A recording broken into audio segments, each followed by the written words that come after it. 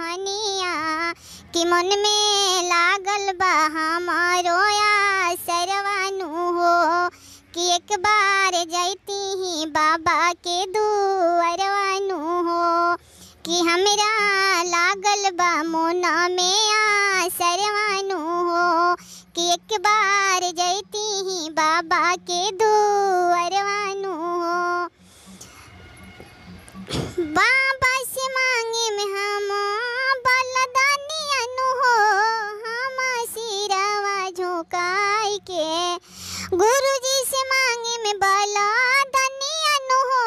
हम सिरवा झुकाई के मन में लागल बाटे हमारी आसरवानु हो कि एक बार जैती ही बाबा के दुअरवानु हो। बाबा जी से हम ही सिरवा झुकाई बहो जैब देवघर राजा धनिया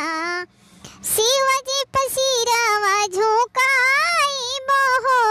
जैब देवघर राजा धनिया भोला जी से मांगब बलदानियानु हो जैब बाबा के दुआरिया भंगिया धतुरवा के दे बसी बनावा भंगिया धतुरवा के दे बसी बनावा कि गुरुजी के चरण में सिरवा झुकाई बहो जैब बाबा के दुआरिया कि मन में लागल बा हमरो आसरवानु हो कि एक बार जैबही बाबा के दुअरवानु हो। गुरुजी से मंगबा बलदानियानु हो मंगबा सिरवा झुकाई के गुरुजी से मंगबा बलदानवानु हो मंगबा सिरवा झुकाई के कि हमरा खुशियाँ दी हैं घर में बाबा नु हो